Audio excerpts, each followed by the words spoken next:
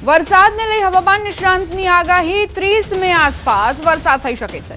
હવામાન નિષ્ણાંત અથરિયા શેટ્ટીનું અનુમાન વેસ્ટર્ન ડિસ્ટર્બન્સના કારણે વરસાદ થશે। ઉત્તર ગુજરાતથી વરસાદ શરૂ થશે।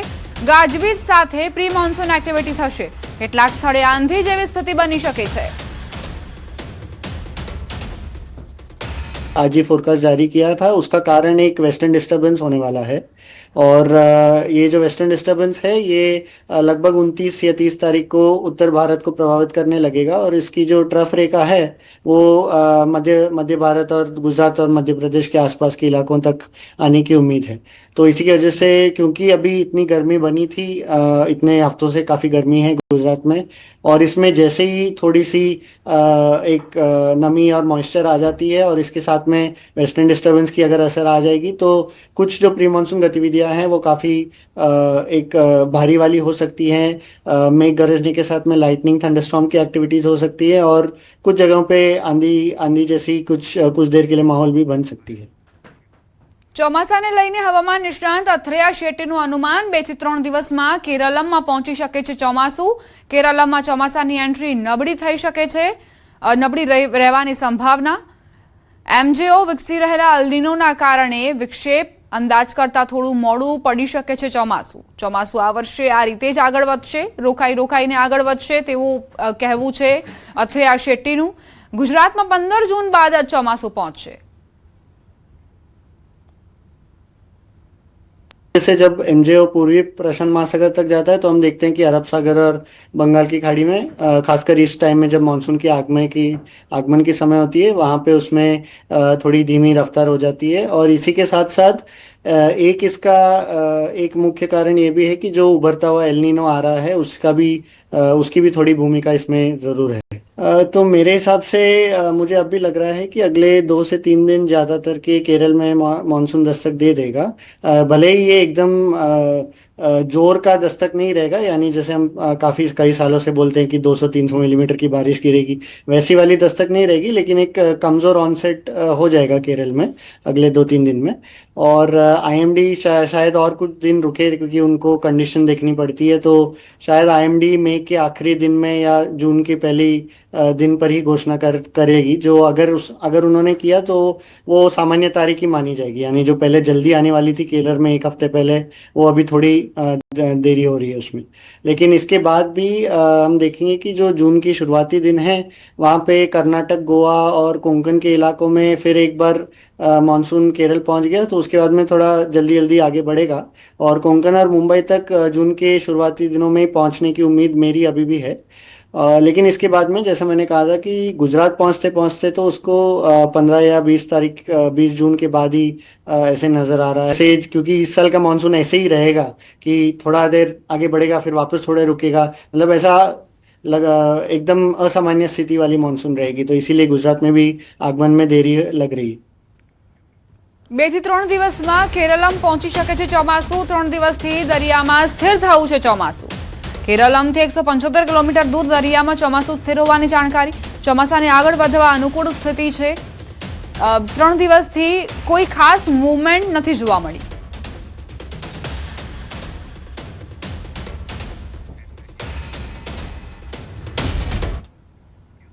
સમાચારોમાં હવે આગળ વધીએ। બનાસકાંઠાના પાલનપુરમાં ચોંકાવનારો ઘટનાક્રમ।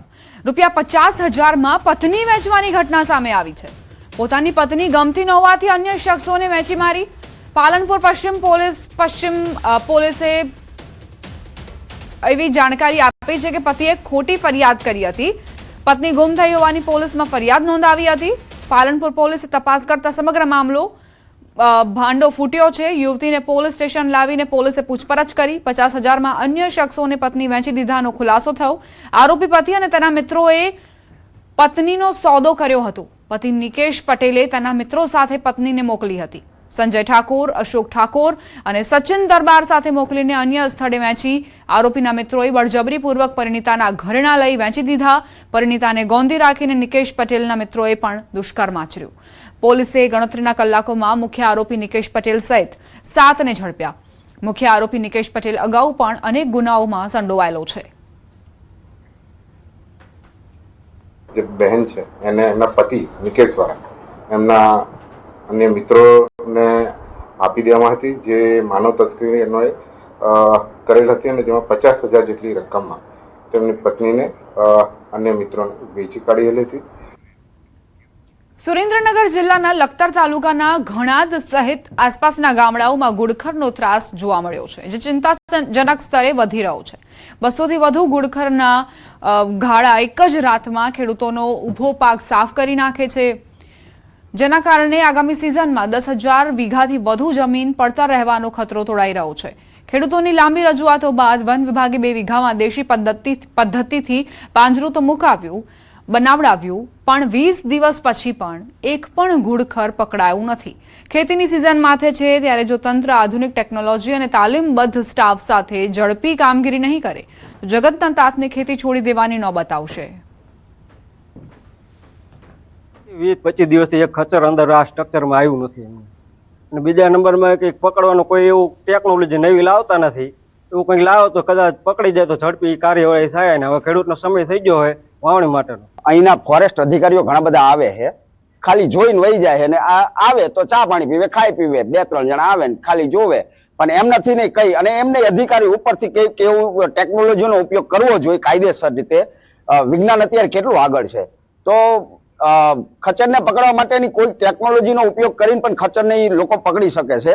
અમે 2 વર્ષથી ઘુડખરના પ્રયાસ કરી રહ્યા હતા.